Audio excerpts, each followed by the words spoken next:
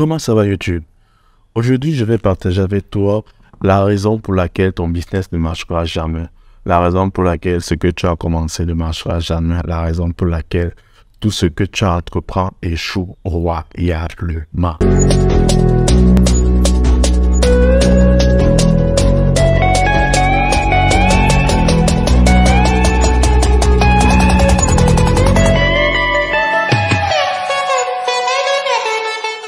Si tu ne me connais pas, moi je m'appelle Gaston Décu, je suis entrepreneur, je suis également disciple de Christ. Sur cette chaîne, on parle de business, on parle d'argent, mais on parle également de foi chrétienne. Donc, si ça t'intéresse, je te recommande de t'abonner et d'activer la cloche de notification pour ne manquer aucune de nos vidéos.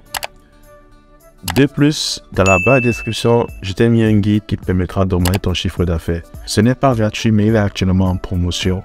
Donc, si tu es intéressé, si tu veux faire tripler ton chiffre d'affaires de ce que tu as maintenant à ce que tu pourras avoir, tu pourras l'avoir en description. Je crois qu'il coûte les 2500 par là. Vraiment, voilà. Si tu es élève de la business school, le prix sera également différent. Donc, va dans la barre de description récupérer ton guide. Aujourd'hui, on va faire un peu d'histoire. On va un peu remonter le temps et on va voir ce que l'histoire a à nous dire, l'histoire a à nous apprendre. En février 1519, à la tête de seulement 11 navires, 508 soldats, 16 chevaux, 10 canons, Hernán Cortés, j'espère que je dis ça bien, part à la conquête de l'Empire aztèque. C'est un pari très ambitieux, mais aussi très risqué. Parce que, à l'inverse de sa petite armée de quelques centaines d'hommes, l'Empire aztèque comptait des milliers de soldats prêts à défendre leur terre et à tuer tout ce qui bouge. Mais attends, c'est pas tout. En plus d'envoyer un territoire hostile avec si peu d'effectifs, le gars en fait ne pouvait espérer aucune aide militaire. Il était donc seul contre l'un des empires les plus puissants du monde à cette époque-là. La seule chose sur laquelle il pouvait compter, c'est son audace, son courage et son obstination dévorante. Et quelques centaines d'hommes qu'il avait à ses côtés. Mais le problème, c'est que Hernán Cortés sentait qu'une mutinerie se préparait. C'est-à-dire, il sentait que, gars, man, l'affaire, sinon, on va seulement tous die. On va seulement tous die, ça va parler, c'est vraiment chaud. Et oui, ces soldats s'étaient persuadés qu'il n'y avait aucune chance de survie. Donc, tu vois déjà qu'on part en guerre, mais tes propres soldats sont déjà en mode que, man, tu vas nous tuer. Il faut nous dire depuis, on faisait notre testament parce que là, on n'a aucune chance de gagner. C'est pas possible. Ce n'est plus question de temps avant qu'on perde. C'est genre, on va venir, on va s'ajouter, après basta, on va tous mourir. Mais avant que sa petite armée ne se révolte pour fuir et rentrer à la capitale, parce que voilà, on va dire ce qu'on veut, mais l'instinct de survie en passe toujours avant la loyauté. Tu vois, c'est quand adoptif, tu as si, mais ton instinct de survie, tu réagis que quand type. Moi d'abord, on va dire ce qu'on veut, mais moi d'abord, on a où je paye que quoi. Pour donc bloquer les gars, pour vraiment les motiver, les donner du courage, pour qu'ils puissent, bon, son papier ça courage, pour qu'ils puissent surmonter l'épreuve, le général a pris une décision radicale. Brûler tous les navires pour empêcher toute retraite. Résultat, en 1521, après des années de bataille, de persévérance, de stratagèmes ingénieux, rejoint par des renforts alliés ainsi que par d'autres troupes indigènes locales, le conquistador réussit à vaincre définitivement l'Empire aztèque. C'est incroyable, non? C'est quoi l'amour de cette histoire? En fait, tu n'accompliras jamais rien de grand si tu ne te mets pas dos au mur. Tu n'accompliras jamais rien de grand si tu ne te mets pas dos au mur. Il faut apprendre à brûler ses navires et à foncer. C'est ça en fait le jeu. Il faut apprendre à brûler ses navires et à foncer. Pour la petite histoire, on va revenir au présent. J'étais dans une université où on était nombreux à entreprendre. Parce que voilà, quand une personne lance une activité, on dit ouais, vraiment c'est trop bien, il commence à gagner de l'argent. Une autre personne lance son activité pour aussi commencer à gagner de l'argent. Ça fait un effet boule de hand. Bon, on ne sait pas si c'est un effet domino. Voilà un effet domino qui fait que beaucoup de gens se lancent dans l'entrepreneuriat, c'est cool. On voit comment tel gagne de l'argent. On se dit aussi que voilà, oh, si je vais gagner de l'argent, tout. En fait, beaucoup de gens se lancent dans le business parce qu'il y a beaucoup de... Il y a au moins une personne m'avait même dit que ça me dit quoi, non, tout le monde se lance dans le business. Qui va aller acheter les produits de l'autre? J'ai ri parce que c'est un peu ironique. C'est que si on était par exemple une vingtaine à s'être lancée, par la suite, au fur et à mesure que les années passaient, le nombre se réduisait. Parce que beaucoup abandonnaient en cours de route. Beaucoup ils abandonnaient parce qu'ils n'étaient pas dos au mur. Il faut savoir que la vitesse d'un homme dans la vie est proportionnelle à la vitesse du chien qui le poursuit. Si tu n'as aucun chien derrière toi, tu vas t'arrêter. Comment est-ce que tu veux entreprendre? Lorsque tu rentres à la maison, tu manges tes 3 repas par jour, tu dors dans la climatisation, tu vas jamais réussir. Tu vas jamais réussir. Et c'est le cas de beaucoup de personnes. Ils ont une vie luxueuse et ils s'imaginent pouvoir réussir à tenir tête à l'entrepreneuriat. C'est le combat. Si tu n'as pas de chien qui est derrière toi en mode que gars, petit frère, tu ne cours pas, il va te tuer. Tu ne vas pas réagir. Et toutes les personnes qui étaient étudiants comme moi et qui ont réussi à bâtir pas un empire, parce qu'un empire c'est vraiment des milliers de personnes et autres, mais à bâtir un business rentable, ont tous un point commun. On avait tous un chien derrière nous. On avait tous un chien qui nous suivait derrière nous et qu'on ne pouvait pas s'arrêter de courir.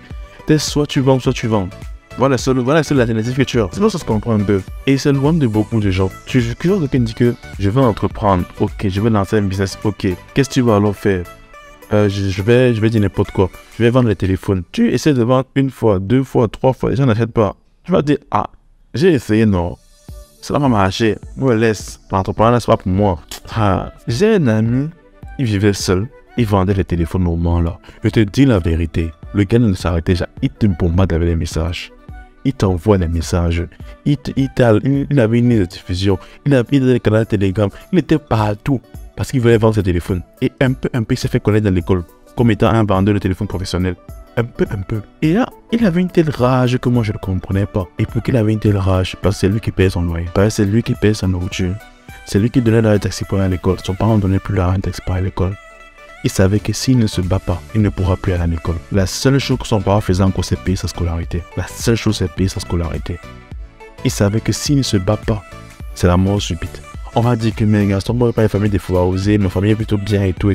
Si tu n'as pas de chien naturel qui te court derrière, il faut créer un chien qui te court derrière. Pour la petite histoire, moi je viens d'une famille plutôt aisée. En termes de problème d'argent, je vais dire simplement, fondamentalement, je ne dois pas manquer d'argent. Parce que mon père est chef d'entreprise. Si je voulais me trouver le travail, je devais travailler dans l'entreprise de mon père. Je ne peux pas dire que j'ai une vie pauvre et tout ça. Non, j'ai pas une vie pauvre et tout ça. J'ai une enfance qui était bien. On a apparemment les problèmes d'argent qu'on avait, c'est plus par rapport peut-être au partenaire qui ne va pas donner. C'est des choses, mais jamais parce que, entre guillemets, on en manquait vraiment et tout. Je me rappelle, petite parenthèse, quand on partait au village, à notre père était toujours trop content. Parce que, enfin, on était content, pas tellement, on était content dans le sens où on mangeait toujours dans les grands restaurants. Dans les grands restaurants, parce que quand mon père voyageait, lui ne mangeait pas les petits restaurants, mais toujours des grands restaurants. On mangeait toujours, genre, matin, on mange les trucs chers, midi, on mange tout cher, le soir, on mange tout cher. On vient voir comme en Europe, on était en Afrique. Donc, c'était un peu l'avantage de ce qu'on avait quand on voyageait avec notre père. Donc, c'était un peu ça. Pour dire qu'en termes de vie, de pauvre, genre, voilà, je suis né pauvre, j'ai gagné des familles difficiles. Malheureusement, c'est pas mon cas. Il n'y a pas gagné des familles difficiles. J'ai grandi avec un père difficile, mais pas des familles difficiles. On avait assez de moyens, mais juste que il n'avait pas cette aisance à donner. On va dire ça comme ça. Et ce qui se passe, c'est que, arrivé à l'université, j'ai eu, comme il dit, il m'a fait comprendre, voilà, il faut que tu te battes, machin. Je faisais cycle ingénieur à l'université. Donc, j'ai fait une école d'ingénieur. Et nous, c'était genre, on fait de 8h à 17h30, comme ça, tous les jours, de lundi à vendredi. Souvent, les mercredis, on pouvait finir à 12h. Et les samedis, on finissait également à 12h. Mais c'était généralement comme ça. Et avec ce rythme-là, tu te poses la question, je vais entreprendre comment? C'est pas possible d'entreprendre, c'est pas possible de lancer un truc. Là, c'est pas ça, alors c'est que PS, il y a des moyens bien plus raisonnables de faire travailler un enfant. Mon heure de taxi a diminué drastiquement. C'est parce que je me trouvais dans ça, un taxi et tout. Bon, je restais quand même à jongler un peu pour aussi à joindre les deux pour. Mais ce qui se passe, c'est que en 2020, je me rappelle, j'avais fixé un grand objectif. Et j'étais vraiment déterminé à atteindre l'objectif-là. J'étais vraiment déterminé. Un jour alors, parce que je vais te refaire une prochaine vidéo parce que sinon elle sera un peu longue. J'ai décidé de ne plus aller démarrer la taxi à mon père. Il me dit que voilà, je vais me débrouiller seul.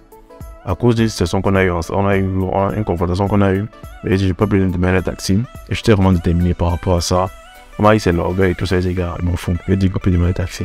Comme si c'est genre, c'est une grâce qui me faisait, je ne vais pas démarrer la taxi. J'ai été un dimanche et le lundi, elle est venue. Il était genre, mon gars, man, la fête c'est chaud. Comment on peut la taxi, mon frère? Il faut pas à l'école. Et je pouvais dépenser 1000 francs par jour, 1000 francs par jour, juste pour le transport. sans compter ce que tu as mangé, tout ça. Le jour-là, je me rappelle, j'étais parti pour demander un taxi. J'étais hésitant, je ne savais pas trop quoi faire. D'un côté, il y avait un truc en moi qui me disait ne pars pas. L'autre côté, il y avait l'autre côté de moi qui me disait pars. Donc, dans le sens, je ne sais pas si c'est l'orgueil, ou bien c'est la fierté, ou bien je ne sais pas trop. C'est que je dois faire tellement perdu en mode que je fais quoi. Parce que tantôt, on me faisait comprendre que c'est l'orgueil. Que non, ton père t'a mal parlé, oui, c'est vrai qu'il était le mot un peu dur, mais c'est ton père et tout, il t'a dit ça. De l'autre côté, j'étais que gars, easy, mon frère, je sais quoi, je veux plus aller demander le taxi. J'étais un peu hésitant. Et là, en fait, c'est passé que j'ai reçu une parole dans mon est. Je crois que je n'avais parlé dans une précédente vidéo. C'était, je vais mettre le verset là, quoi, c'est ton nom 19, c'est plus trop. Je prends à témoin, je dis le ciel, la terre, je mets devant toi la vie et la mort, la paix en bénédiction. Choisis la vie.